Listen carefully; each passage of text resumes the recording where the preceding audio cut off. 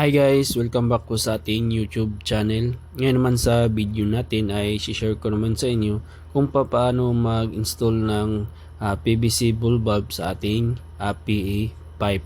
Itong pipe na to guys ay galing to doon sa ating metro. Yan, papunta doon sa ating tangke.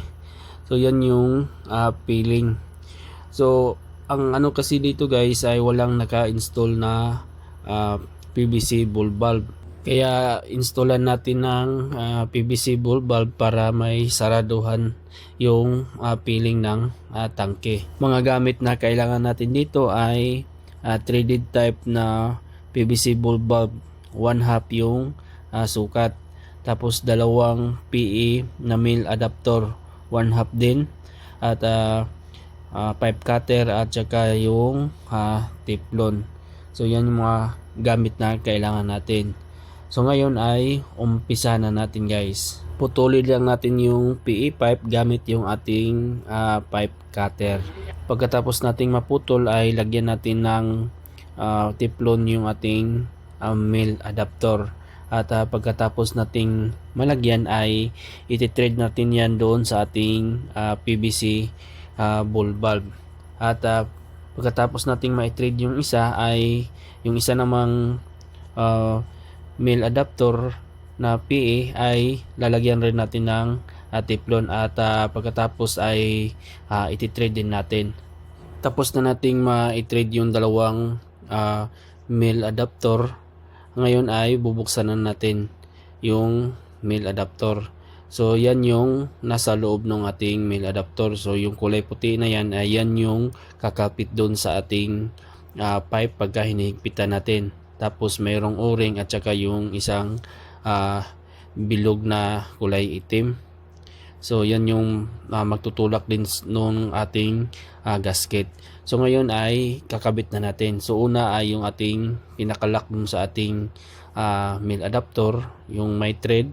Tapos sumunod ay yung kulay puti.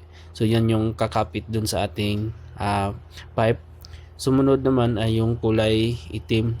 Yun yung magtutulak dun sa ating o-ring.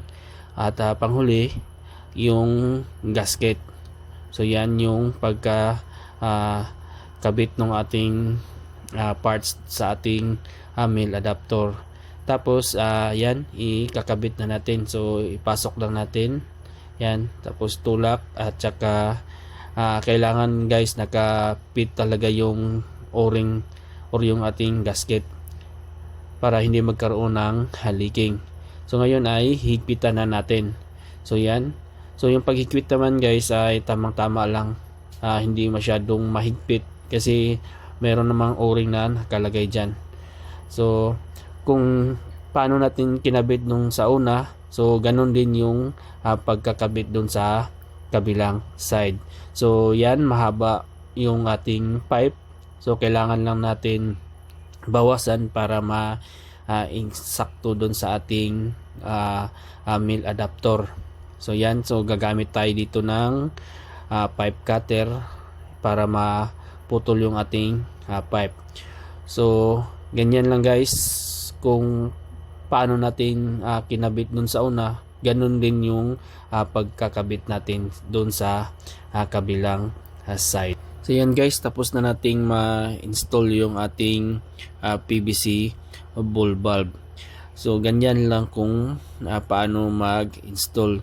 So ulitin ko guys, yung size ng ating bulb na ginamit dyan at saka yung ating male adapter na PE ay 1/2 yung sukat. So kung may katanungan man kayo sa ating video, paki-comment na lang po at ating pag-usapan yan. So hanggang dito lang muna at maraming salamat.